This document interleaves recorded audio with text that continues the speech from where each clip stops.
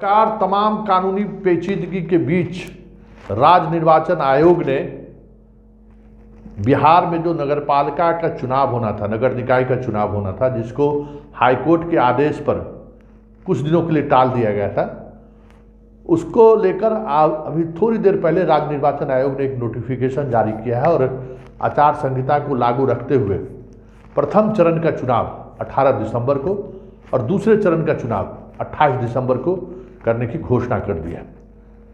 जो भी नामांकन प्रक्रियाएं जिस तरीके से रिजर्वेशन लागू किया गया था वो पूरी तौर पर हूबहू वही लागू रहेगा। किसी भी तरह का कोई नॉमिनेशन नहीं होगा, किसी भी तरह के नई चुनावी प्रक्रियाएं शुरू नहीं की जाएगी। लेकिन बड़ा सवाल यह है कि सुप्रीम कोर्ट में जिस आयोग को लेकर चर्चा हुई थी और आज दिन भर जिसको लेकर बबेला मचा रहा कि नीतीश कुमार अति पिछड़े के को लेकर गंभीर नहीं है, वो अति पिछड़ा की राजनीति करते हैं, लेकिन अति पिछड़ा के हक कैसे मिले इसको लेकर वो उस तरीके से नहीं सोचते हैं।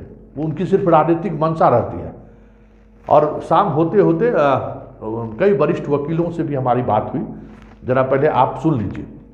क्षमा सिन्हा सीनियर एडवोकेट हैं, उनका क्या कहना है। सुप्रीम कोर्ट का जो आया है 4 हफ्ते का जो समय दिया गया है उसको लेकर क्षमा सिन्हा का क्या कहना है। मतलब ये प्रथम दृष्टया ऑर्डर क्या है? इसमें सिर्फ जो पार्टीज बनी हैं, उस पिटीशन में जो पार्टीज हैं, उस पार्टीज को जो है एक नोटिस हुआ है ताकि जिनके राइट्स इफेक्टेड होंगे ताकि उनको भी अपना पक्ष रखने का मौका मिल सके। तो ये उनको नोटिस हुआ है ताकि वो अपना आके कोर्ट के सामने अपना पक्ष रखें। तो मतलब अभी फिलहाल जो प्रक्रिया चल रही है, जो सर्वे चल रहा है सरकार की तरफ से, वो रिपोर्ट भी सबमिट हो गया है, उस पर भी कोई प्रभाव पड़ेगा? देखिए, इसमें सिर्फ ऑर्डर में सिर्फ नोटिस हुआ है और अगर इकोनॉमिक बैकवर्ड कमीशन जो है उसको एज अ डेडिकेटेड कमीशन अगर नोटिफाई नहीं किया गया है तो उस पे स्टे लगाया गया कि उसको नहीं किया जाए अभी नोटिफाई। लेकिन अगर नोटिफाई कर दिया गया है, पहले से वो काम कर रहा है और इस चीज को कोर्ट के संज्ञान में नहीं लाया गया है, तब इसका ऑर्डर का प्रभाव जो है उस पे मेरी समझ से नहीं होना चाहिए। चलिए, बहुत बहुत धन्यवाद। तो आपने सुना कि क्षमा सिन्हा का कहना है कि सिर्फ अभी नोटिस जारी किया गया है और अगर आयोग गठन की अधिसूचना जारी नहीं हुई है तो उनको रोक देना है। जबकि आयोग के गठन की प्रक्रिया 1 महीने पहले ही, जिस समय में हाईकोर्ट का आदेश हुआ था, उसी समय उसकी अधिसूचना जारी कर दी गई थी। अब सुरेश प्रसाद सिंह की भी जरा सुन लीजिए, ये भी सीनियर एडवोकेट है, इनका क्या मानना है। तो ये आज एक नोटिफिकेशन अभी राज्य निर्वाचन आयोग द्वारा किया गया है कि 30/11 को, मतलब आज जो है वो जो आयोग गठित किया गया था उसका रिपोर्ट इनको प्राप्त हो चुका है और उसके आधार पे हम लोग जल्द ही सारे नॉमिनेशन प्रक्रियाएं जो पहले पूर्व की तरह थी वो सभी उसी तरीके से रहेगी और हम जल्द ही तिथि की घोषणा करेंगे। इसका क्या मतलब कहा जाए? नहीं, अब तो सवाल यह है कि अगर इंटरफेरेंस सुप्रीम कोर्ट का है, matter is sub judice before the supreme court जी, तो वैसी स्थिति में तो इन लोगों को वेट करना चाहिए उसके रिजल्ट का। जी, ये तो जल्दीबाजी होगा स्टेट गवर्नमेंट का। जी, ठीक ठीक है, धन्यवाद।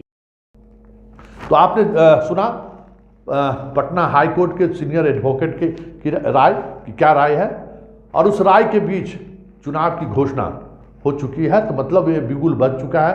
जिस खबर पर लगातार हम बने हुए थे, हमारी हर खबर पर आज मोहर लग गई कि जो भी बातें आ रही हैं आयोग की रिपोर्ट को लेकर, अनुशंसा को लेकर, जो हम शुरुआती दौर से कह रहे थे कि जरूर कोई बदलाव नहीं होगा, कोई बदलाव नहीं हुआ। जो सीट जिस रिजर्वेशन कैटेगरी में आया वो रिजर्वेशन कैटेगरी में वो सीट बना रहा। अब आप चुनाव की तैयारी कीजिए। हालांकि सुप्रीम कोर्ट में 4 हफ्ते बाद सरकार को जवाब देना है, मतलब तब तक चुनाव की तारीख बीत जाएगी। बीच में सुप्रीम कोर्ट में कोई पिटिशनर इंटरवेन करे तो ये अलग बात है, लेकिन फिलहाल जो सुप्रीम कोर्ट का निर्देश हुआ है उसका अनुपालन होते होते ये चुनाव हो चुका होगा। और जब चुनाव हो जाएगा तो फिर जो चीज़ें रही हैं सुप्रीम कोर्ट और हाई कोर्ट का, जब चुनाव हो जाता है, चुनाव में जीत हार का डिसीजन हो जाता है, तो फिर कोर्ट हस्तक्षेप नहीं करता है। क्योंकि सुनवाई के दौरान उन्होंने कुछ ऐसा नहीं कहा है कि जिस वजह से चुनाव प्रभावित हो। उसने सिर्फ इतना ही कहा कि अगर आयोग का गठन नहीं हुआ है तो उसको फिलहाल रोक दिया जाए, लेकिन आयोग का गठन पहले ही हो चुका है और आज आयोग ने तो रिपोर्ट भी सौंप दी है, जिसकी चर्चा हमने सुबह की थी।